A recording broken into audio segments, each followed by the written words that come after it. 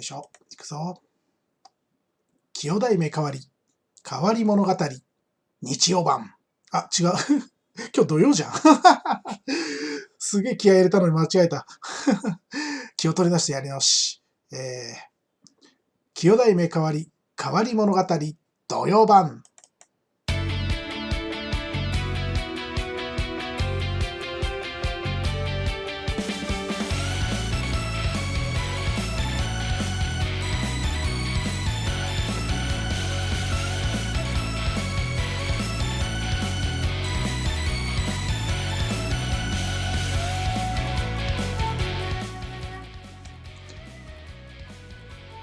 皆様おはようございます。よいしょ。今ね、一生懸命ウィンドウを動かしているんですよ。はい。もう私の姿が邪魔ですけど、私の姿は、一応このコンテンツの重要素材の一つなので、我慢してください。これです。新しくね、これ、一応発売予定日が、25日だったかな。2021年1月25日発売予定のガンダムの新しい食玩、ガンダムアーティファクトです。これについて喋りたい。まあね、このガンダムアーティファクトは、第一報がもう結構前かな、3ヶ月ぐらい前に、ウェブ上でこういうのを今度出しますっていうのを発表されたんですけど、もうこれ聞いた時にね、こりゃまた尖った食玩が出るなと思って、すごくその時からね、注目してたものなんですね。それがついにあさって25日にね、発売になるというのを、知りましたんで。まあね、これ何がすごいってね、これパッと見、何これ今時色もついてないプラモデルなのっていう感じでね、見る人も多いかと思うんですけど、これ大きさが、6センチないんですよ。5センチ5ミリの大きさ。ちょっとね、指で5センチ5ミリ作ってみてくださいよ。難しいかな。僕だと、人差し指をピンと立てて、その人差し指の指の長さぐらいが5センチ5ミリぐらいなんですけど、それ誰にわかるんだっていう話だけど、ね、手の小さい人はもうちょっと大きいかなと思ってくださいね。要するにね、ものすごいちっちゃいんですよ、このプラモデル。でもね、パッと見、そんなちっちゃいものに見えないと思うんですね。なぜかっていうと、ものすごく細かくモールドが入ってて、モールドっていうのは模様というか筋彫りというかね、大体物の、写真で見るときって、物の大きさって分かりにくいと思うんですけど、その時に一つの判断基準になるのは、物の目の細かさというかね、どのくらい物が細かく、どのくらいの細かさで目に見えているかが、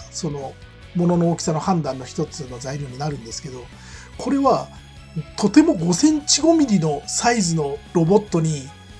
これだけの細かい造形がされているっていうのが、ちょっと脳の中でバグるぐらいの情報量を持ってるんですね。これ今、完全に画面が、そうか、今、ウィンドウのサイズを変えちゃったから、これね、もういいや、これをね、私より手前に表示して、さらにサイズもでかくします。こんな感じ。ね、もうこれを見てほしいからね、ガッとでかくしますよ。これね、ほら、これね、パッと見で、144、最近バンダイさんの技術力は非常に高いんで、144分の1のプラモデルでもこれくらいのね、なんていうのかな、細かさでは作られていても全然不思議ではないんですけど、まさかこれがね、6センチに満たないサイズってすごいと思わないですか？いや、本当にね、僕は長年食玩を趣味にね、してるものからして、このサイズでこの細かさの造形はすごい。ある意味、昔ね、ガレージキットって呼ばれてるものがあって、本当に、すごい技術力のある人が自分の趣味でね、ちっちゃい、すごい精巧なフィギュアを作って、それを型取りしてレジンキャストで複製をしたものを、いわゆるコミケ的な同人即売会で売るっていう、文化があったんですけど、今もありますけどね、いろいろ姿を変えて。ただそれはやっぱり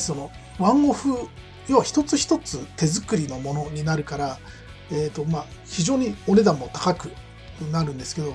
この食玩が、1つ500円で、しかもですね、ここにちょっと書いてありますけど、約50パーツ、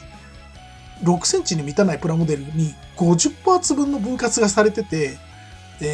発売されると。これね、個人的にものすごい商品出してきたな、バンダイっていう。もういろんなとこが尖ってる。トゲがついてるっていう意味じゃなくて、思想的に尖ってる。まず、このさっき言ったその6センチに満たないものに、これだけの造形を叩き込んでくるっていうね。クララちゃんおはようございます。今ですね、非常に偏った趣味の食玩を話を熱くしておるところです。クララちゃんにはちょっとあんまり興味が持てないところかもしれないですけどね、もしよかったらね、聞いていっていただけると嬉しいですよ。もうこのガンダムアーティファクトっていうね、これね、茶色いガンダムに見えるでしょ？で、今時のプラモデルってすごいね、綺麗に色分けされてるから、逆にもうね、ちょっと目新しく感じるぐらい、今時こんな単色のプラモデルが出るのっていう、木でできてるの。なるほど、パッと見木でできてるように見えるけど、木ではないですね。ちゃんとプラスチックです。プラスチックだし、すごくね、ちっちゃいの、これ。高さがね、6センチない、5センチ5ミリっていうサイズの、だからこの、言ったらなんていうのかな。見てる人の画面のサイズにもよるけど、ね、すごい手のひらに乗っけてもちょこんって乗るぐらいのちっちゃいプラモデルなんですね。で、一切色はついてないと。今ちょうどね、この食玩がいかに尖ったものなのかっていう話をしようとしていたところなんですけど、まずね、この6センチ弱のサイズにこれだけの、精密なパーツ、すごい細かい情報量をパーツにね、刻み込んで、しかもパーツを50パーツに分割していると。で、そこまでしてるのに、このキットはご覧の通り、パーツに色はつけられてないし、しかもね、これ、50パーツも分割してるくせに、ほとんど動かないんですね。いわゆるアクションポーズが取れない。この、今見えている、気をつけてのポーズ。すだちって呼ぶんですけど、すだちのポーズが前提。腕が多分前後に少し回ったり、首が横に触れたりするぐらいしか多分動かないんですよ。肘とか膝とか多分曲げられないんですね、これ。で、多分ね、バンダイの技術力で言えば、これをフルアクションにすることもできるし、多分色をつけた状態で発売することも全然できたと思うんですね。ただし、それをやると、値段が多分ね、500円では収まらない。1000円クラスの値段になると思うんですよ。だから、多分バンダイのこれを出してる人の狙いとしては、もうものすごくターゲットを絞って、当然これ色は自分で塗ってください。もしくはもうこの今日もまたコアラがあったとそうなんです。今日はね、週末スペシャルっていうことでね、趣味の話をノンストップでやることにします。で、このね、すごい単色のプラモデルだし、単色で、要は色を塗らずに、しかもアクションポーズも取れないキットを発売するっていう、これ一つね、すごい思い切った選択だと思うんですよ。値段を1000円にして色をつけてちゃんとアクションポーズも取れる。アクションポーズ取れるようにしたらもはや1000円では済まないかもしれない。1500円ぐらいの値段で売るっていう選択肢も多分あったと思うんですけど、それを取らずに、ポーズはほぼ固定、色も塗らない、このペールオレンジっていう色一色で成形する。で、しかも完成品ではないプラモデルとして出す。でもこれね、ものすごい狙ってるところがね、ピンポイントではないのか。つまりもう、この食玩についてきてくれっていうメッセージを感じるんですよ。これはこのまま飾っても十分かっこいいほどの造形とディティールを叩き込んであると。しかもプラモデルとして組み立てるのに十分な手応えが感じられるほど、パーツもしっかり分割してある。でパーツが分割してあるってことは、塗装する人、ちゃんとプラモデルに自分で色を塗る人は、こんだけパーツが分割されていれば当然塗装がしやすいと。だからそういう、このキットに対して、どこまで自分が手を入れるのか、このキットに対して自分がどう向き合うのかをユーザーに委ねている代わりに値段を500円に抑えましたっていう食玩なのよ、これ。これね、このメッセージを受け取れる人間にしたらね、かなり熱い食玩なの、これって。バンダイやってきたなって。で、そのね、心意気が垣間見れるもう一つの理由がラインナップにあって、これね、パッと見て、多分ね、それこそクララちゃんなんて、ファーストガンダムはなんか知ってるけど、ここにね、見たことあるモビルスーツってほとんどいないと思うんだ。これね、ラインナップ5種類あって、この一番大きく見えてるやつが、ハイニューガンダムっていうモビルスーツで、その次がその右側から、ナイチンゲール。その次がEXS って書いて、エクセスガンダム。で、その次がバイアランカスタム。で、最後がリックディアスっていう機体なんだけど、もうこのラインナップがね、もう普通、ちょっとガンダム知ってるぐらいの人だと、もう、見たこともなけりゃ、名前の読み方もわかんないよっていうような連中を第1弾のラインナップに上げてるわけ。もうその時点でね、すげえ思い切ってるなと思うんだよ。ハイニューとかさ、エクセスとか、もう読み方もわからんよっていう、そういうマニアックな機体を第1弾に持ってきてる。このね、その5種類の1番の番号が振られてるのがリックディアスで、これはゼータガンダムの一番最初の、話に出てくる、まあ、これが唯一ね、この中では、まあ、割と知ってる人は多いかなっていうぐらいの機体。それでも、ゼータガンダムの中から1台モビルスーツ選んで食玩発売するっていう時に、リックディアスから始めるとか、正気かっていうレベルの話なんだけど、もうこのリックディアスを除いた、他の4体に関しては、なぜそこチョイスしたのって。まあ、ただ、エクセスガンダムと、ハイニューガンダムは人気はある機体だから、ガンダムファンの中で結構コアなガンダムファンを狙ったと考えれば、この選択はわかる。で、ナイチンゲールも、まあ、いわゆる敵側、ジオン側ではないのか。敵側のモビルスーツからチョイスするとしたら、ナイチンゲールが出てくるのは、まあ、わからんでもない。しかし、バイアランカスタム、貴様はなぜそこにいるっていうね。まあ、この5種類から発売始めるってね、相当ね、もう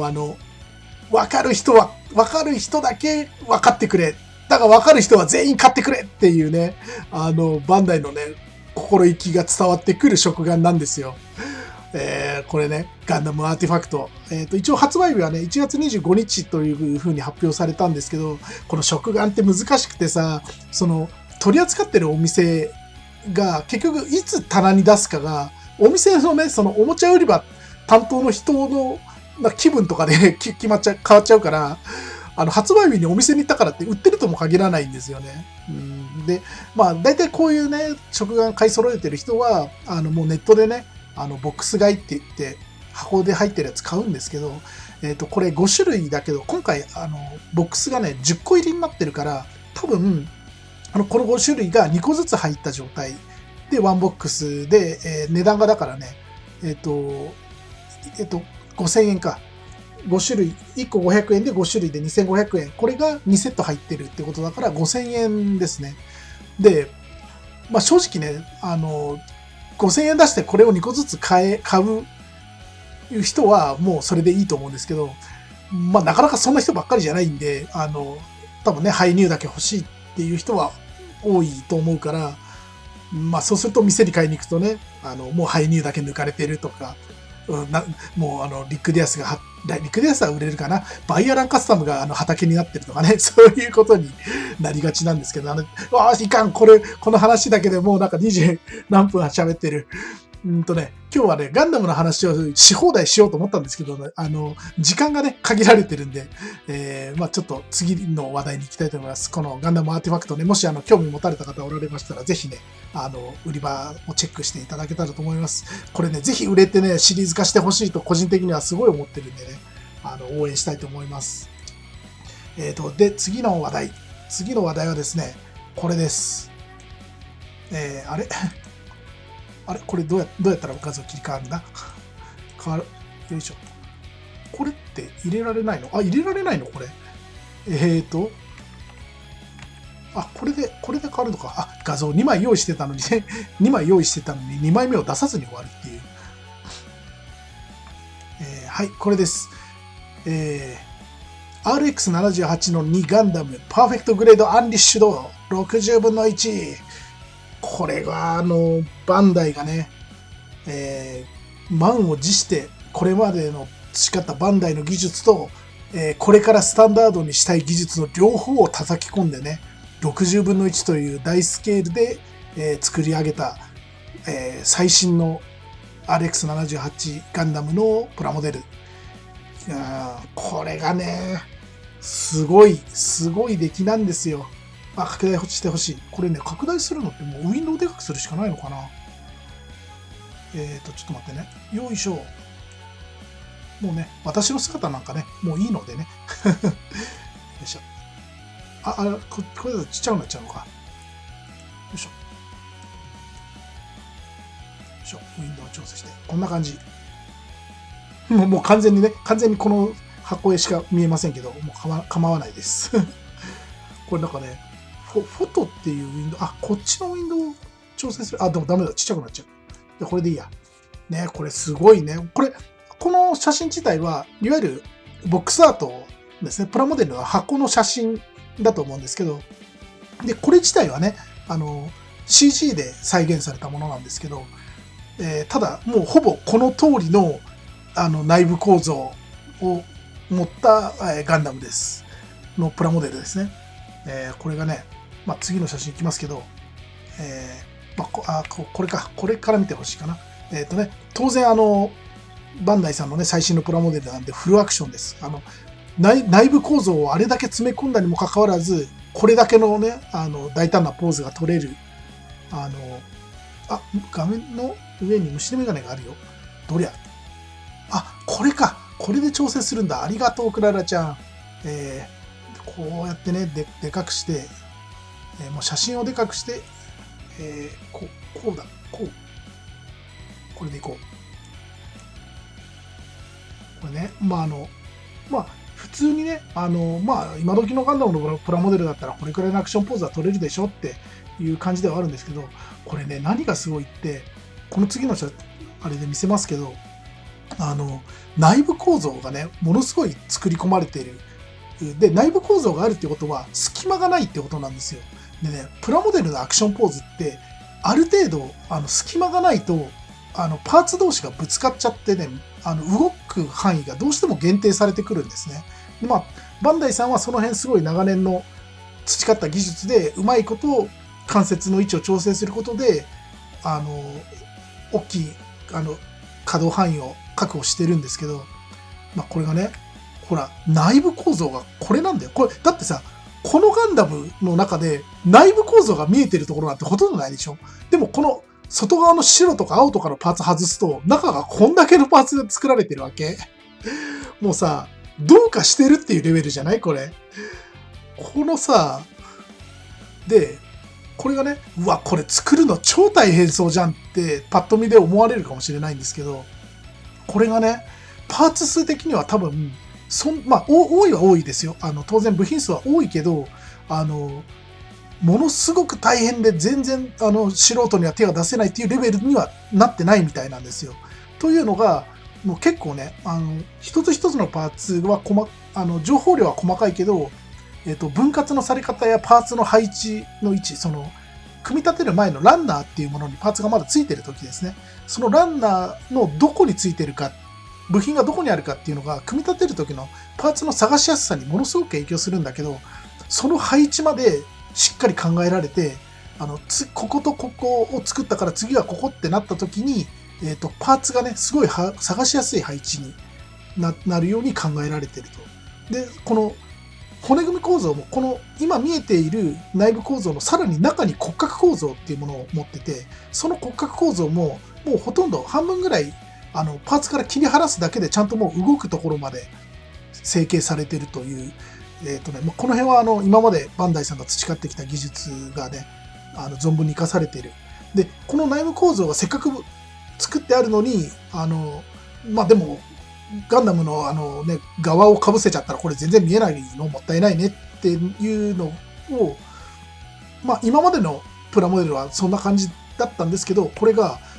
このようにですね、あちこちパカパカ開いて、要はフルハッチオープンって呼ばれてるものなんですけどね、フルハッチオープンで中の構造もこうやって垣間見ることができると、普通に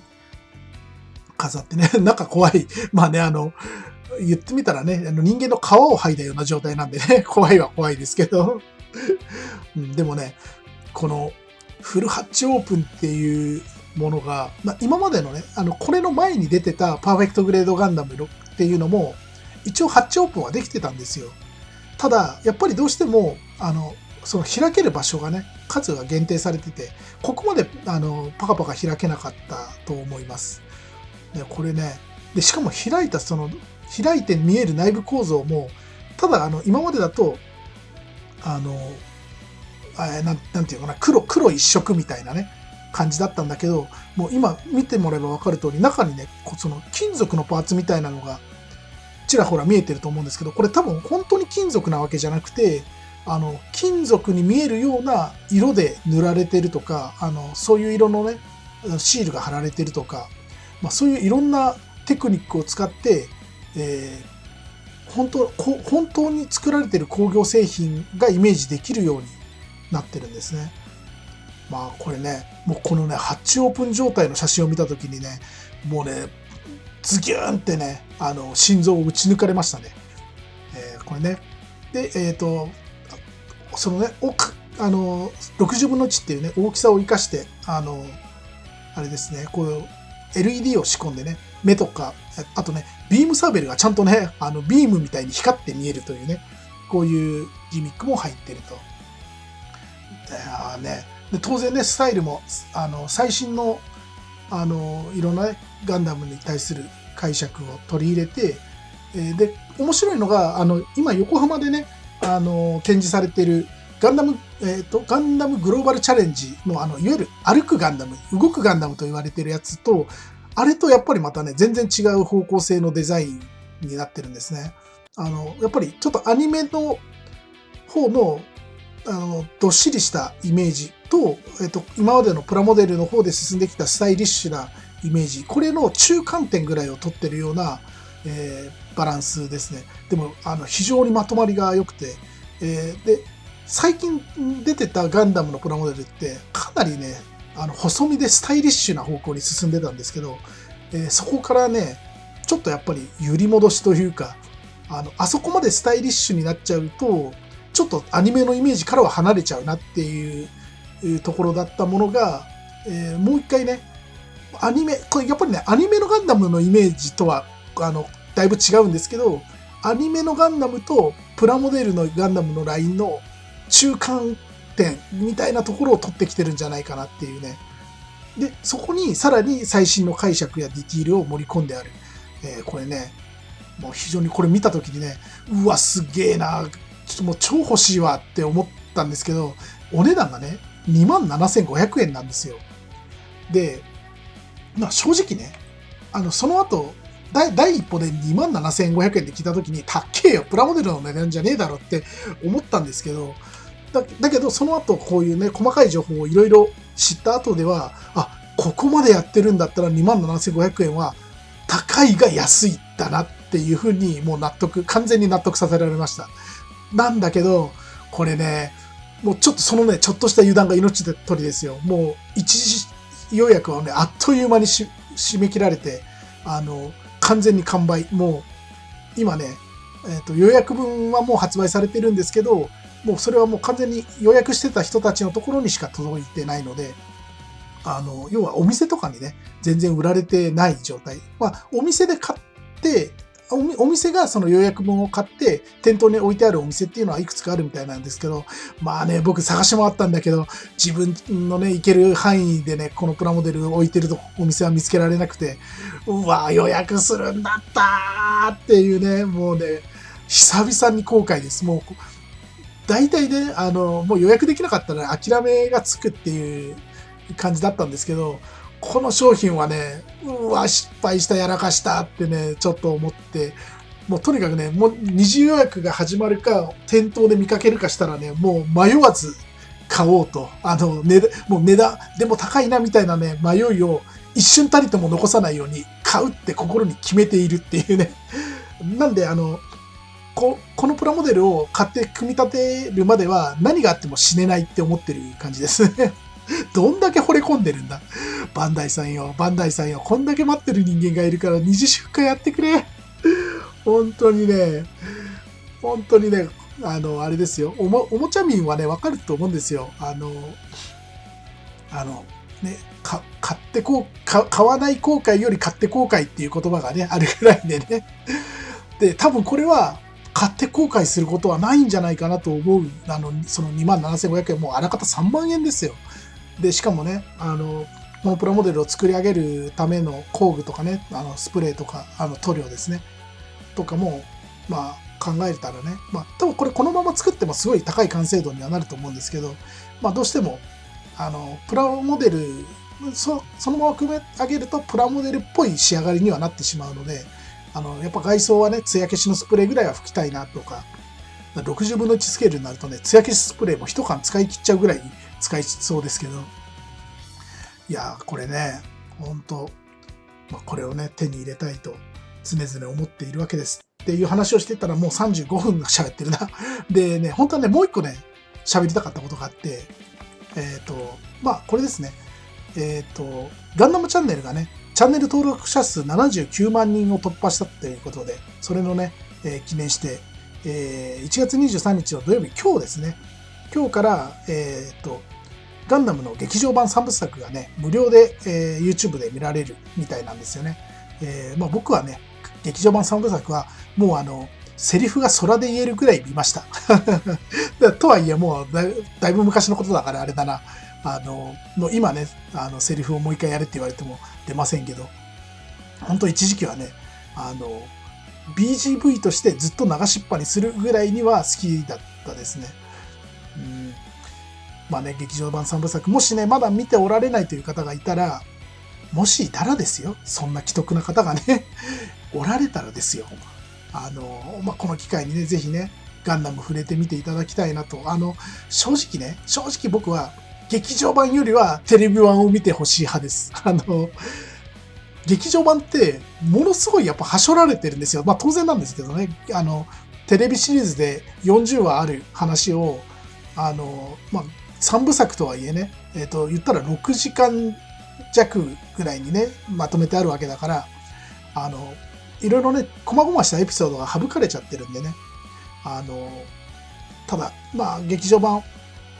そのね、細々したエピソードの方に、実はガンダムっていう作品の、いい味の部分が含まれてたりはするんだけど、ただ、まあ、そこはね、どうしても今からね、40話分のアニメを見るっていうのは、なかなか難しいとは思うので、劇場版はそういう意味で、すごいメインの縦軸の話をうまくまとめてあると思うので、もしね、未見の方、ガンダム有名でガンプラとかよく見るけど、ガンダム自体は見たことないなっていう方もね、ぜひね、見てみてほしいと思います。基本的にテレビアニメの再編集版なんですけど、結構ね、たくさんのカットが、作画監督やられてるね、安彦義和さんの手で、絵の修正がされているので、非常に綺麗になっているしね。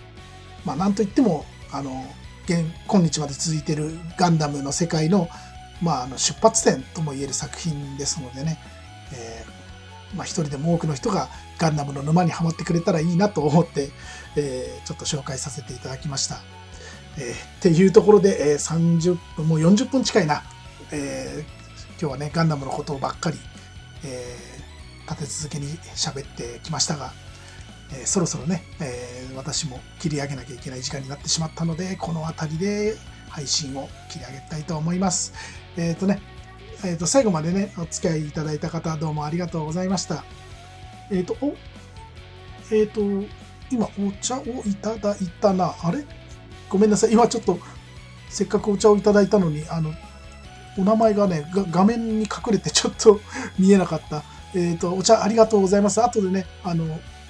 いただいた方、確認させていただきたいと思います。よいしょ。アイテム履歴で出ますよ。アイテム履歴、どこで見るんだ？アイテム履歴。アイテム履歴。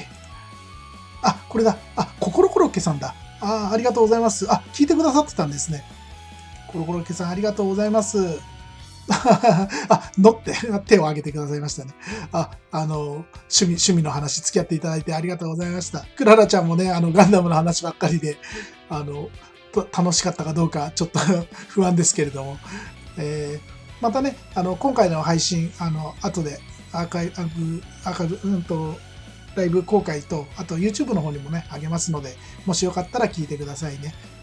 じゃあ今日はね、一旦この辺で切り上げたいと思います。また次の配信でお会いしましょう。兄弟目代わりでした。どうもありがとうございました。さようなら。